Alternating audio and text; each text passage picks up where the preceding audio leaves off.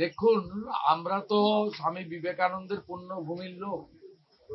তিনি বলে গেছেন, শিক্ষা গ্রহণ না করলে মানুষের যে পরিপূর্ণ যে অন্তর্নিহিত লুক্কায়িত প্রতিভা সেটা সম্পূর্ণ হয় না, বৃত্ত।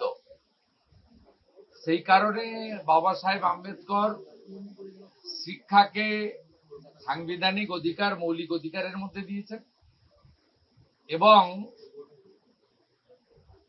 কনকারেন্ট লিস্টে এই জন্য আছে যাতে শিক্ষানীতি, শিক্ষা ব্যবস্থায় কেন্দ্র এবং রাজ্যের উভয়ের সমান দায়িত্ব থাকে। আমরা এখানে ভালো মিটিং করেছি। ধর্মেন্দ্র প্রধানজির আসার কথা ছিল, সুকান্ত মজুমদার, ডক্টর সুকান্ত মজুমদার থাকার কথা ছিল, ডক্টর সুকান্ত মজুমদার ছিলেন। দিল্লি থেকে 8 জন হাই লেভেল অফিসার এসেছিলেন। আমরা ন্যাশনাল এডুকেশন পলিসিতে যুক্ত হয়েছি, আমরা PM-3 যুক্ত হয়েছি, আমরা ভারত সরকারের বিগত 3 বছরের সরকারি নীতি না মানার ফলে তারা বিগত সরকার অর্থ নেয়নি, ভারত সরকার দিতে চাইলেও দিতে পারেনি। আগামী 1 সপ্তাহের মধ্যে এই অর্থবর্ষে গ্র্যান্টও আমরা পাব। সবগুলো কম্পোনেন্ট নিয়ে, সবগুলো ইস্যু নিয়ে আলোচনা হয়েছে। Primary, upper primary, high school, college, university, বিদ্যার্থী অর্থাৎ ছাত্রছাত্রীদের কিভাবে আধুনিক শিক্ষা দেওয়া যায়, বেসরকারি শিক্ষা ব্যবস্থার উপর যাতে নির্ভরশীল না হয়, কি করে ছাত্র শিক্ষক শিক্ষিকার রেশিও ঠিক রাখা যায়, কি করে শিক্ষক অধ্যাপক নিয়োগকে রাজনীতি মুক্ত করে অত্যন্ত পরিচ্ছন্নতার সঙ্গে মেধার ভিত্তিতে নিয়োগ করা যায়, বিশেষ করে বিদ্যা মন্দিরগুলোকে কি করে আধুনিক মানের করা যায়, সব পয়েন্ট নিয়ে ইন ডিটেলস আলোচনা হয়েছে। ইমিডিয়েট যেটা বিদ্যালয়গুলো পাবে, অর্থাৎ প্রাইমারি, আপার প্রাইমারি, হাই স্কুলের ক্ষেত্রে কম্পোজিট গ্র্যান্ট, যেটা 3 বছর ধরে তারা পায়নি, আগের সরকারের ভুল নীতি। আমরা 81,000 বিদ্যালয়ে টার্গেট নিয়েছি। সব জায়গায় গ্যাসে মিড ডে মিল রান্না হবে, সব জায়গায় পর্যায়ক্রমে সোলার প্যানেল হবে, সব জায়গায় অত্যন্ত পরিচ্ছন্ন শৌচালয় থাকবে, সব জায়গায় আর্সেনিক মুক্ত পরিশ্রুত পানীয় জল থাকবে, সব বাচ্চারা ভালো খাওয়া মানে প্লেটে, থালাতে, ইউটেন্সিলে খাওয়া দাওয়া করবে, পরিচ্ছন্ন একটা হাইজেনিক পরিবেশ তৈরি হবে। এবং রাঢ়বঙ্গ দিয়ে শুরু হচ্ছে, বীরভূম, বর্ধমান, বাঁকুড়া, পুরুলিয়া, ঝাড়গ্রাম থেকে যে বিদ্যালয়গুলোতে এখনো ফ্যান লাগানো হয়নি, গরমে বাচ্চারা কষ্ট পান, সেই ফ্যান লাগানো। আমি সাজেস্ট করেছি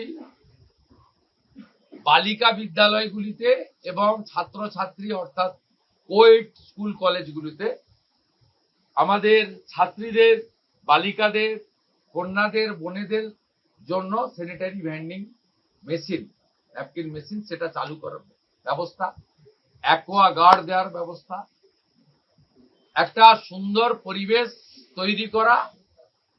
এবং আমাদের সরকার সিদ্ধান্ত নিয়েছে বেসরকারি শিক্ষা প্রতিষ্ঠান, বেসরকারি ইউনিভার্সিটি, আমরা যতগুলো NOC দিয়েছি তারা ফাংশন করছে, আগে ইন্সপেকশন হবে, ইন্সপেকশন করার পরে তারা যদি যথাযথভাবে চলে এবং তাদের ফিস যদি নিয়ন্ত্রিত থাকে, সেক্ষেত্রেই তাদেরকে আগামী দিনে ছাড়পত্র বা অনুমোদন দেওয়া হবে।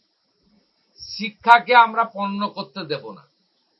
আর ন্যাশনাল এডুকেশন পলিসির অন্তর্গত এই শিক্ষাকে আমরা উচ্চমানের শিক্ষায় নিয়ে যাব এবং শিক্ষার যে নতুন আইন আছে তাকেও চেঞ্জ করার জন্য শিক্ষামন্ত্রীকে বলেছি, আমি প্রধান সচিবকে নিয়ে যত তাড়াতাড়ি সম্ভব বিধানসভার আগামী অধিবেশনে বিল আনতে, যাতে গার্ডিয়ানদের মধ্য থেকেই আগামী দিনে বিদ্যালয় পরিচালনার জন্য চেয়ারম্যান অথবা ভাইস চেয়ারম্যান দায়িত্ব গার্ডিয়ানের ভারতবর্ষের সব রাজ্যে আছে, 21টা বিজেপি এনডিএ রুল স্টেটে আছে। এই রাজ্যে এগুলো করেনি। বলতে গেলে অনেক সময় লাগবে। খুব ভালো ডিসকাশন হয়েছে, আর অনেকে সোশ্যাল মিডিয়াতে খুব কবে রিক্রুটমেন্ট, কবে কি এসব নিয়ে বলছেন। আপনাদের জেনে রাখা দরকার আছে, এই জটটা পাকিয়েছিল আগের সরকার ওবিসি কে কেন্দ্র করে।